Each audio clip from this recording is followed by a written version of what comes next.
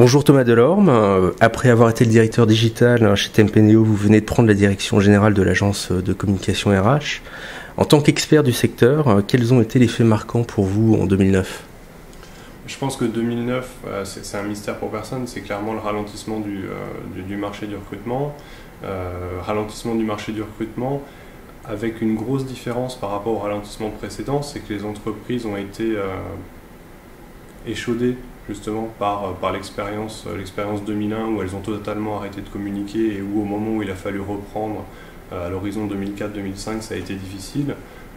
Sur cet épisode de crise, tout celui qu'on vit en ce moment, on voit des entreprises qui se préoccupent de savoir comment elles peuvent gérer leur réputation, leur image, leur marque employeur, tout en n'ayant pas une communication active sur des offres d'emploi, parce que souvent elles en ont, on ne va pas dire qu'elles n'en ont pas, mais elles en ont beaucoup moins en tout cas à proposer. Alors justement, on a entendu parler de recrutement de zéro, de personal branding, de blog RH, de CV en ligne. Tout ça est un petit peu compliqué. Comment tirer le bon grain de livret ? Je pense que la préoccupation fondamentale, ça doit être d'essayer de déterminer les objectifs qu'on veut se fixer. Et on ne peut clairement pas avoir les mêmes objectifs en termes d'indicateurs de performance quand on parle de recrutement pur de sourcing, quand on parle de travail sur l'image et quand on parle de 2.0. Je sais que c'est pas forcément politiquement correct, mais j'ai tendance à dire que ça ne veut pas dire grand-chose et que le seul sens, c'est la finalité qu'on donne à l'outil et pas le fait qu'il soit 2.0 ou pas. Et on peut avoir du sourcing pur sur des sites emploi qui ne sont pas 2.0, avoir du sourcing pur sur des modes dits 2.0 ou approchant de 2.0, les comparer ensemble, mais pour autant on ne peut pas comparer tout ce qui est 2.0 à tout ce qui ne l'était pas et dire c'est mieux parce que c'est nouveau. D'accord. 2009 aura été une année catastrophique pour le marché de l'emploi, malheureusement. Donc, quelle perspective, justement, voyez-vous pour cette année 2010 ? Alors, oui, année catastrophique. On le voit dans tous les chiffres, ou dans à peu près tous les chiffres, mais riche d'enseignements et je pense riche de nouvelles pratiques et riche de remise en cause. Riche de nouvelles pratiques et de remise en cause dans le sens où justement la gestion de la réputation de la marque, la gestion de l'image qu'elle communique, et je ne vais pas dire l'émergence, mais la prépondérance maintenant d'un support comme Facebook fait que les entreprises non seulement sont obligées, mais en plus ont envie de se poser la question de ce qu'elles peuvent faire avec ces réseaux sociaux et de la manière dont elles doivent y exister. Et peut-être que le fait qu'il y ait moins de tension sur le marché du recrutement leur dégage le temps, l'envie, pour part les budgets, pour se poser ces questions-là, et je pense que c'est assez sain.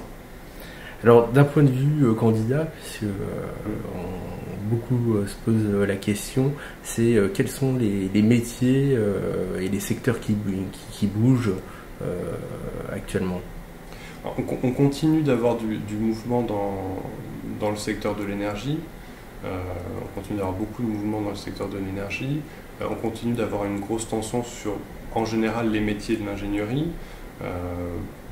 Et puis il y a des métiers qui sont relativement peu affectés par la crise. C'est ceux qui sont porteurs de rentabilité directe pour l'entreprise. C'est-à-dire que des bons commerciaux, des commerciaux rentables immédiatement, on a toujours moins de réticence à les embaucher que des personnes qui font de la recherche et développement, qui a un budget facile à couper, ou de la communication, parce qu'on se dit que le bénéfice immédiat de la communication ou de la recherche et développement, il est plus difficile à dégager.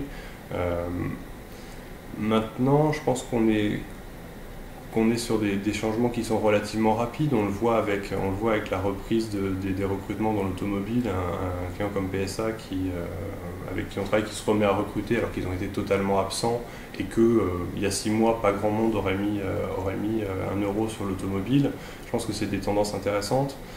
Et justement, ce qui caractérise peut-être le marché tel qu'il est aujourd'hui, c'est qu'il bouge et qu'il change extrêmement vite et qu'il ne faut pas forcément enterrer des secteurs ou des métiers et qu'en tout cas, ça ne peut pas constituer un choix d'orientation. Enfin, Thomas, est-ce que vous pouvez nous présenter en quelques mots l'activité de TMP Neo ? Ouais.